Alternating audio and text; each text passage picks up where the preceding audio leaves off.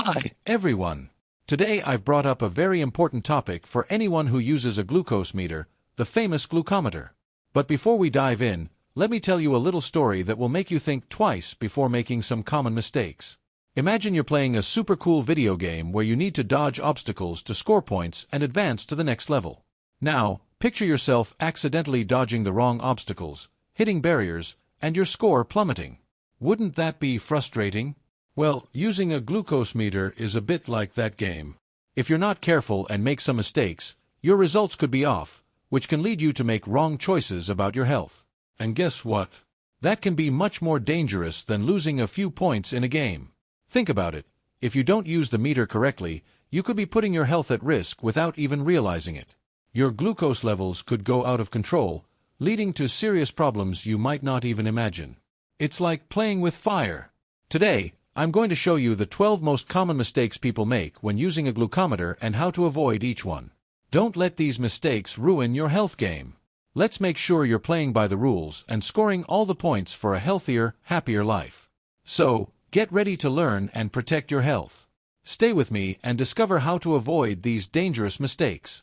Before we move on to the first mistake, make sure you're subscribed to the channel. The upcoming videos will feature content to help you improve your health. Mistake 1. Wrong testing site. Did you know that the spot where you test your glucose on your finger can significantly affect the result? That's right. Sometimes, a simple detail like choosing the right spot for the prick can make all the difference in your glucose measurement. Many people don't pay attention to this and end up testing in the most painful spot or where blood flows less easily. But don't worry, I'll explain how to choose the right spot and avoid this mistake. The finger's edge. The best testing spot when measuring glucose, it's best to prick the side of your finger, that little edge. Why? Because this area has more blood vessels than the center of the finger, and the skin there is thinner, making it easier for the blood to flow. This way, you'll need to exert less force to get a drop, and the test will be quicker and less painful. On the other hand, if you prick the middle of your finger, where the skin is thicker, it hurts more, and sometimes the blood takes longer to flow or comes out in small amounts. This makes you have to squeeze the finger more, which can affect the measurement result. That's right, squeezing too hard can mix the blood with fluid from the surrounding tissues, which makes the sample less pure and can confuse the glucometer. Moreover, always pricking the same spot, like the center of the finger, can cause calluses, make the skin thicker, and over time, more painful.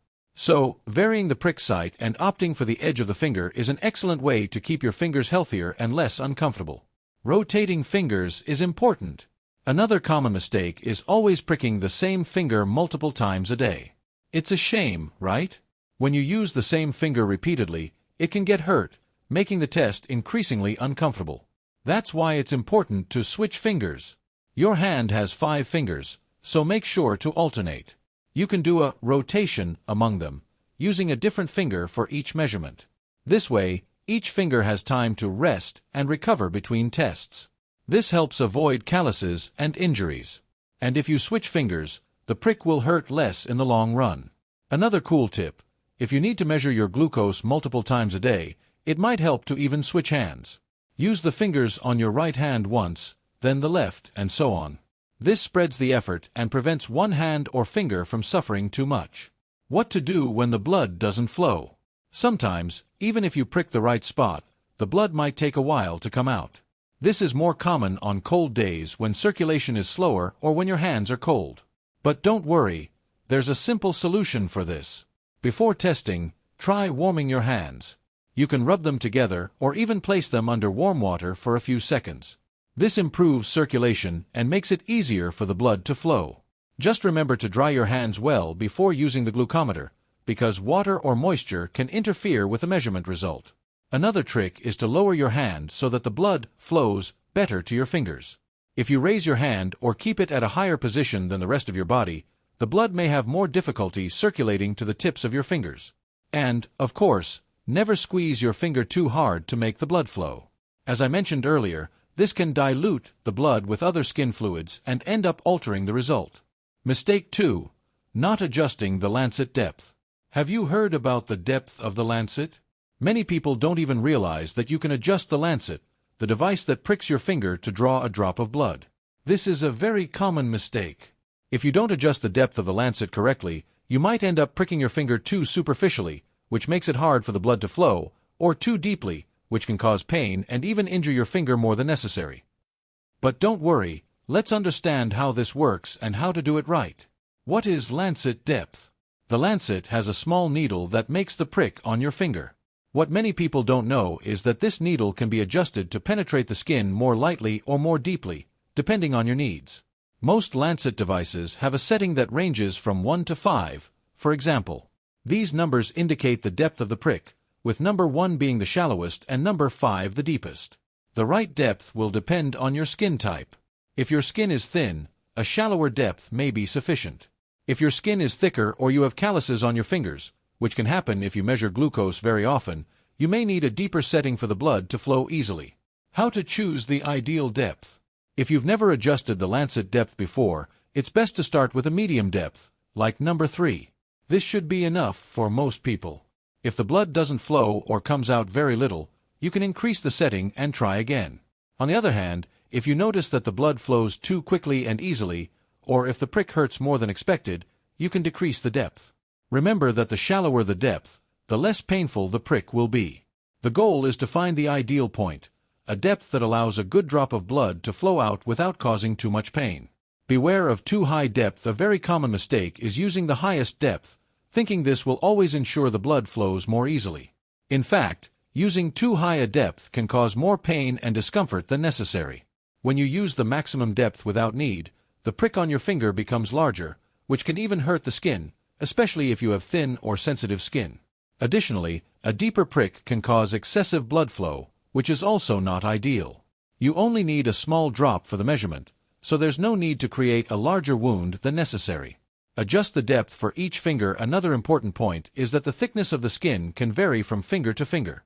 For example, the fingers you use more often in daily life, like your index or thumb, may have thicker skin, while other fingers, like your pinky, may have thinner skin.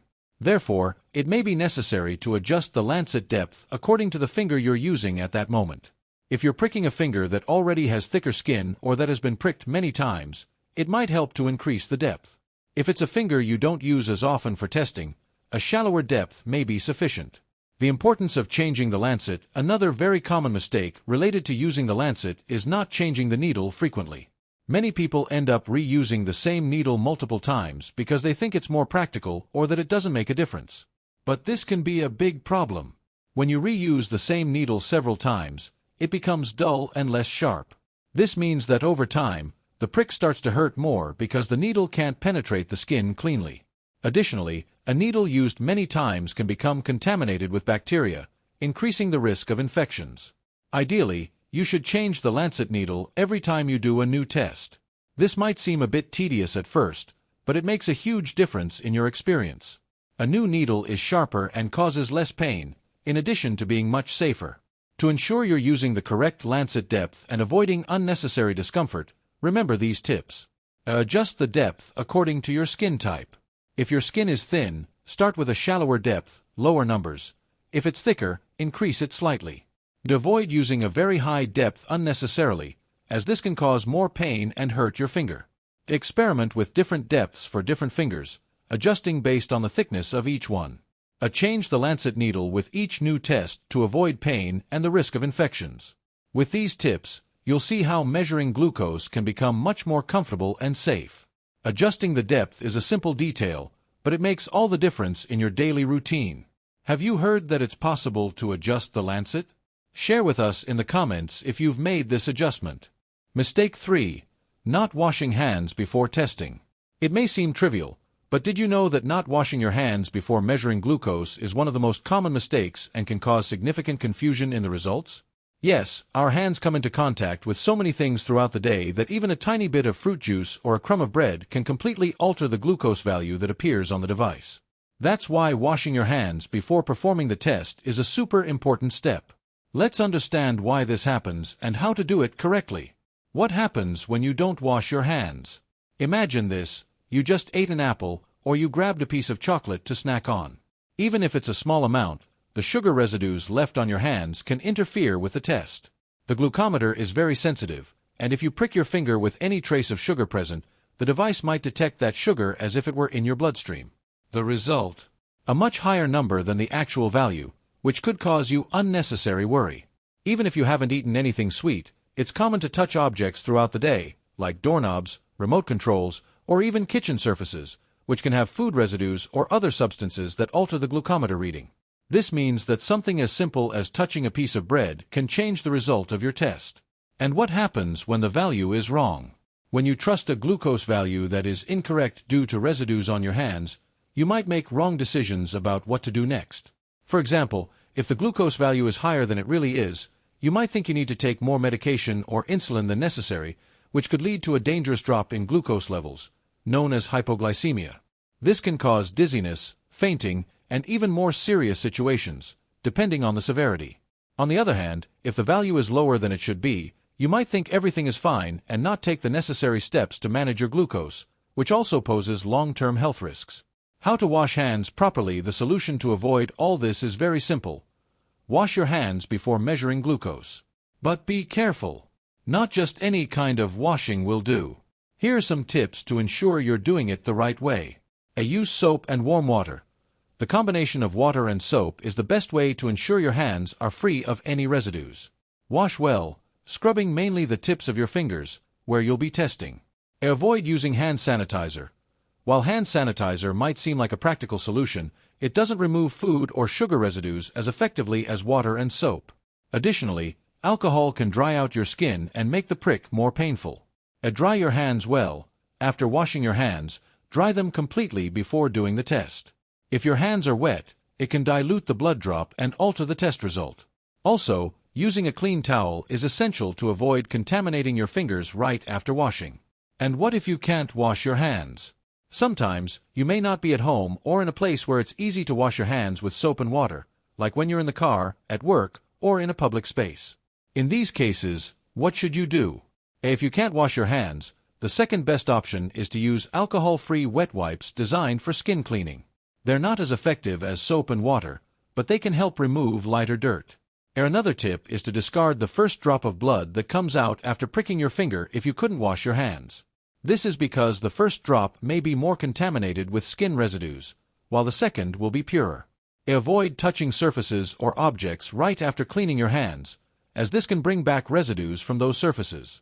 Why do clean hands make such a difference? Many people underestimate the impact of washing hands before the glucose test, but it makes a huge difference in the accuracy of the results. The glucose test is a super important tool for those living with diabetes because it helps you understand your blood sugar level at that moment. If the value is incorrect, your entire treatment plan can be compromised. Just imagine, if you believe your glucose is very high, but the device shows that due to a bit of orange juice on your hand, you might end up taking more insulin or medication than you need, which can lead to a hypoglycemic crisis, as we mentioned earlier. On the other hand, a falsely low value might make you think everything is fine, and you might not make necessary adjustments. Mistake 4. Always pricking the same finger. Pricking your finger to measure glucose isn't exactly the most pleasant task, right? So, it's common for people to choose the same finger every time. After all, it's more practical and faster to use the one we're used to. But did you know that always pricking the same finger is a mistake that can cause long-term problems? Let's understand why this happens and how to alternate fingers correctly to avoid pain and complications. Why can pricking the same finger repeatedly be harmful? Our bodies have an amazing ability to heal, but when you prick the same spot repeatedly, it overloads this healing ability. The skin on the finger starts to become thicker, sore, and sensitive. This can make pricking more painful and difficult because the fingertip starts to form a sort of callus, making the skin harder and less sensitive. Additionally, pricking the same finger over and over increases the risk of infections. Even with careful measures, like washing your hands and using sterile materials, each prick opens the door for bacteria. When the area is already weakened from multiple pricks, the risk of infection grows. An infected finger can be painful, and in severe cases, may even prevent you from using that finger for testing. Blood circulation can also be affected. Another problem with always pricking the same finger is that, over time, the blood circulation in that area can be compromised. If you notice that it's harder to get a good blood drop after pricking, it may be a sign that circulation is not flowing as well. This happens because the finger undergoes tiny traumas each time it's pricked, which can cause small damages to the blood vessels.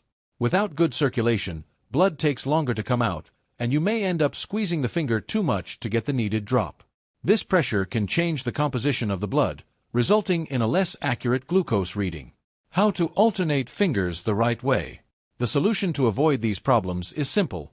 Alternate your fingers with each test. You have 5 fingers on each hand, giving you 10 options to vary between. By alternating, you allow each finger to have time to rest and heal fully before being used again. Here are some tips to ensure you're doing this the best way possible. Use the sides of the fingertip. Instead of pricking the middle of the fingertip, which is the most sensitive part, try using the sides, either left or right. This helps reduce pain and discomfort since nerves are less concentrated in these areas. Create a rotation system. A practical way to remember which fingers you've already used is to create a rotation. For example, today you can use the index finger on your right hand, tomorrow the middle finger on your left hand, and so on. This helps distribute pricks evenly across all fingers. Avoid pricking your thumb. The thumb has more nerve endings, making it more painful to prick. Try to save it as a last resort, preferably using the other 4 fingers first. What to do if a finger is already sore? If you've pricked the same finger many times and it's starting to get sore or thicker, it's important to give that finger a break. Here are some tips to help it recover. Moisturize the skin. Using a fragrance-free hand cream can help soften the skin and prevent it from getting too dry or cracked. This is especially helpful for those who already have calluses on their fingertips. Let the finger rest. If you notice that a finger is more painful or sore, avoid pricking it for a few days. Use the other fingers until the skin of that finger fully heals. Avoid pricking areas with scars. If you already have scars on your fingertips, try not to prick directly on them. Pricking a scar can be more painful and can interfere with collecting an adequate blood drop. Can pricking the same finger alter the test result? Yes, pricking the same finger repeatedly can interfere with the accuracy of your results. As mentioned earlier, when blood circulation in that finger is compromised, you may end up squeezing the area too much to get a drop of blood. This excess pressure can cause a slight dilution of the blood with interstitial fluids, the fluids between cells, altering the glucose value detected by the glucometer. Moreover, if the finger is too sore, the amount of blood collected may not be enough for the device, potentially leading to an incorrect reading. This can give you a false perception of your glucose levels, leading to wrong decisions in diabetes management. To ensure your fingers stay healthy and your glucose tests are always accurate, here are the main points to remember. Alternate fingers for each test to avoid sores, calluses, and infections. Use the sides of your fingertips rather than the middle to reduce pain. Avoid pricking the same finger multiple times in a row, allowing it to rest and heal. Keep your hands moisturized to prevent the skin from becoming too thick or cracked. With these tips, you'll be able to test your glucose more comfortably and efficiently without compromising the health of your fingers or the accuracy of your glucose control. Mistake 5. Not drying the pricked area before testing. It may seem like a small detail, but drying the pricked area before testing glucose is an essential step that many people skip. Water, whether from wet hands or sweat, can directly affect the result, leading to confusion when interpreting the numbers. Let's better understand why drying the area is so important and how it can affect your reading. How does moisture interfere with the result? When your fingertip is still wet, either from water or sweat, that moisture can mix with the blood drop you'll use for the test. And what happens when blood mixes with water? The answer is simple. It gets diluted. The glucometer will detect a lower glucose amount than what is actually present in the blood, resulting in a falsely low reading. What's the problem with getting a false result? If you receive a falsely low result, you might think your glucose is under control when it's actually higher than indicated. This can lead to several complications. You may not adjust your diet. Seeing a low result might make you think everything is fine, causing you to continue eating as usual without making the necessary adjustments to lower your glucose. This can cause your blood sugar to rise even more throughout the day. It may interfere with your medication. If you take insulin or other diabetes medications, a falsely low result might lead you to skip a dose or reduce the amount you should be taking. This can seriously affect diabetes control, as your body won't get the help it needs to maintain balanced glucose levels. You may experience hyperglycemia symptoms. With glucose actually higher than the false result shows, you may begin to experience hyperglycemia, high blood sugar symptoms, such as fatigue, intense thirst, and even difficulty concentrating. How to properly dry your finger. Now that you know why drying your finger before testing glucose is important, Here are a few simple tips to make sure your reading is as accurate as possible. Use a clean towel. After washing your hands, dry the area with a clean towel or paper towel. Prefer fabrics or papers that don't leave lint behind, as these small fibers can mix with the blood drop and interfere with the test. Ensure the finger is completely dry. Even if it seems dry, it's important to check if there are no water droplets left. Simply run your finger over another dry paper towel or lightly rub the fingertips. If you still feel any moisture, dry it once again. Avoid using reused towels. That hand towel hanging in the bathroom or kitchen might seem clean, but if it's used by several people or repeatedly, it can end up carrying dirt or residues that will transfer to your hands. Whenever possible, use a personal or disposable towel to ensure the finger is really clean and dry. What if I can't dry my hands? If for some reason you can't properly dry your finger, the best thing to do is wait a few minutes for the moisture to naturally evaporate. However, this isn't ideal, as sweat or residues may still remain. It's always best to have a clean cloth or paper towel nearby to dry the finger thoroughly before pricking. Another tip is to avoid testing right after activities that make you sweat, like exercising. When your body is hot and sweaty, even washing and drying your hands may not be enough to remove all the moisture. In this case, wait a few minutes for your body to cool down before testing. How moisture affects diabetes management. When you test glucose regularly, you do so to better control your diabetes. However, inaccurate results can interfere with this control and lead to wrong decisions.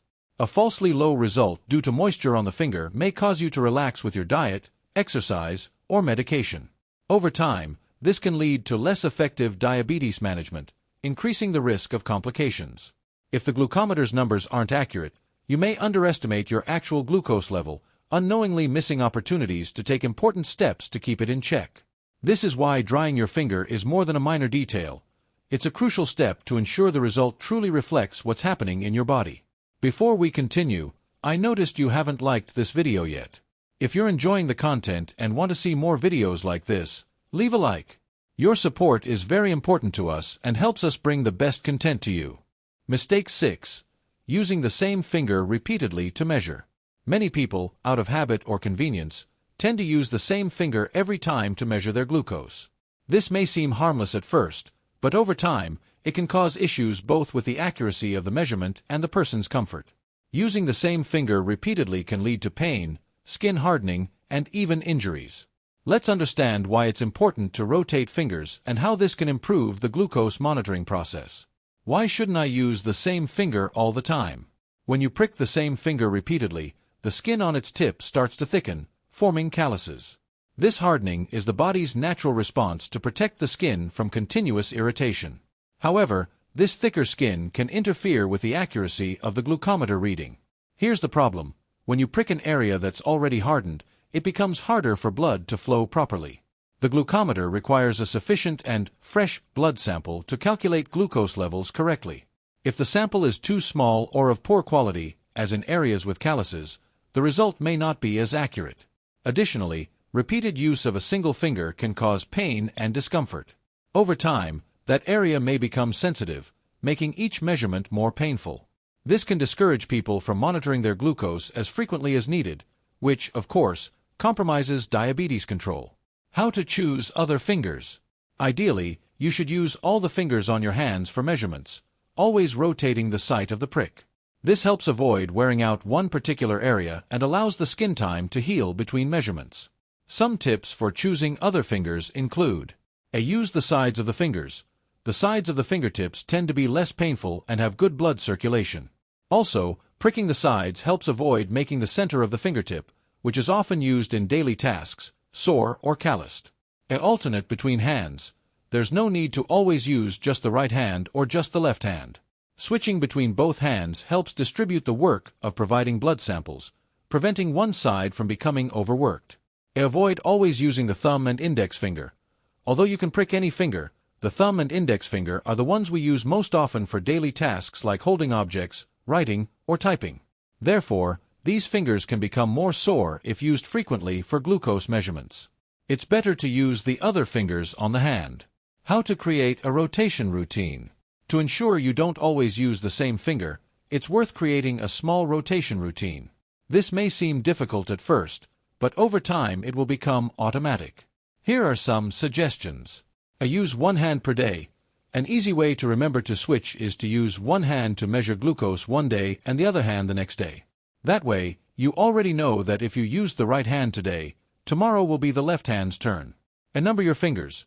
Imagine you numbered your fingers from 1 to 10, starting with the pinky finger on your left hand, finger 1, and ending with the pinky finger on your right hand, finger 10.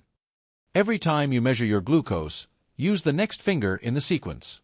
This way, you ensure you're rotating and giving each finger time to rest. Write it down in a notebook or on your phone.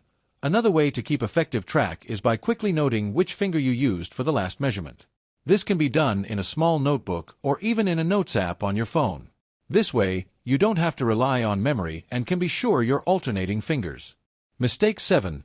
Not washing hands before measuring. Did you know that something as simple as not washing your hands before measuring glucose can significantly affect the results? It seems like a small detail, but it actually makes a huge difference in the accuracy of your tests. Let's talk about how and why washing your hands is an essential part of the measurement process. Why is it important to wash your hands? Our hands are always in contact with different things throughout the day, like food, objects, cleaning products, and even sweat. All of these can leave residues on the skin, including sugar, oils, and dirt, which can interfere with the glucometer reading. Imagine you just ate a piece of fruit, like an apple or a banana, and didn't wash your hands before measuring glucose. Even if you don't notice it, the sugar from the fruit may have stayed on your fingers. When you prick your finger and place the blood drop on the glucometer, that sugar residue can mix with the blood, causing the glucose result to be higher than it actually is. This can give you a false impression that your blood sugar levels are out of control when, in reality, the issue was the lack of hygiene. How to wash hands properly. Washing hands is simple, but here are some important tips to ensure you're doing it correctly before measuring glucose. Use soap and warm water. Water alone is not enough to completely remove residues from the hands. Soap helps dissolve oils, dirt, and possible traces of sugar that may be on the skin. Warm water makes this process easier, making the wash more effective. Avoid scented or moisturizing products. Soaps with strong fragrances or moisturizing ingredients can leave residues on the skin. This can also affect the glucometer reading. Opt for neutral soaps or gentle liquid soaps. Dry hands well. After washing your hands, make sure to dry them completely before measuring glucose. Wet hands can dilute the blood sample, which can also interfere with the result. If possible, use a clean towel or disposable paper towel to dry your hands.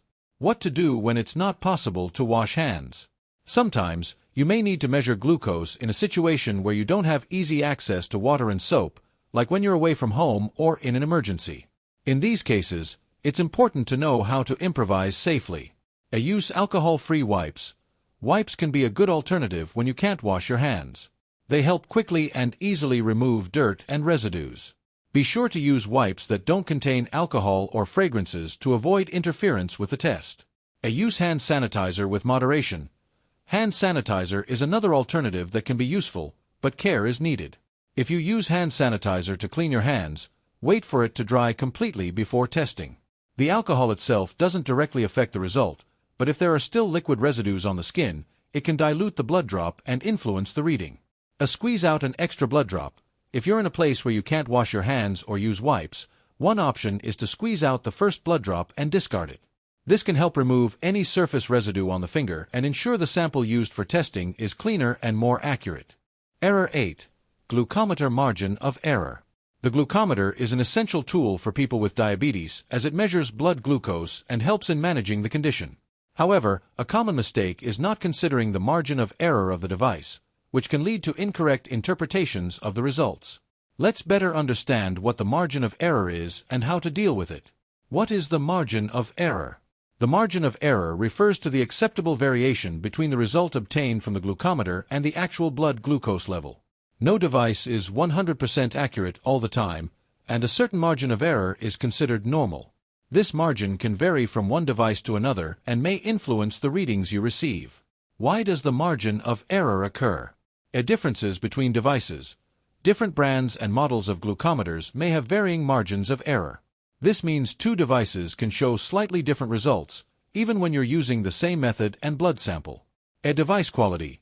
The accuracy of a glucometer can also depend on the quality of the device. More expensive glucometers generally have smaller margins of error, but even simpler models can be effective when used correctly. Maintenance and storage. How the glucometer is maintained and stored can affect its accuracy. A device that isn't cleaned regularly or is exposed to extreme conditions may have a higher margin of error. A blood sample type. The way the blood sample is collected can influence the accuracy of the results. If the blood sample is insufficient or contaminated, it can affect the reading. It's important to be aware of your glucometer's margin of error to interpret the results accurately and make informed decisions about diabetes management. By understanding the acceptable range of variation and keeping the device in good condition, you can ensure that the results you get are as accurate as possible. Understand the margin of error. Know the acceptable range of variation for your glucometer. Compare with lab methods. Check your device's accuracy against lab tests. Keep the device well maintained. Clean and store the glucometer properly. Perform regular tests. Test frequently to identify patterns and potential issues.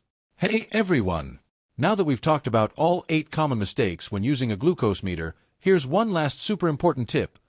Paying attention to these errors can make a big difference in your health. Can you imagine? Making these mistakes can be very dangerous and put your health at risk. For example, if you're not using the correct spot for the test, you could end up with inaccurate results, which might confuse your doctor and lead to wrong treatment decisions. And don't even think about skipping results or doing the tests incorrectly. This could result in poor glucose control, which can cause serious health problems. It's like driving a car without paying attention to traffic signs. You could end up in a dangerous place without even realizing it. So, it's super important to follow all the tips we discussed and avoid making these mistakes. Remember, your health is precious, and every little detail counts when it comes to keeping your glucose levels under control. Don't let simple errors harm your well-being. With care and attention, you can have more effective diabetes control and live a healthier and more peaceful life. Stay alert, follow the tips, and take good care of yourself. Your health deserves this special attention. If you enjoyed the video, don't forget to like and subscribe for more valuable tips. And share it with anyone you think could benefit from this information. See you in the next video.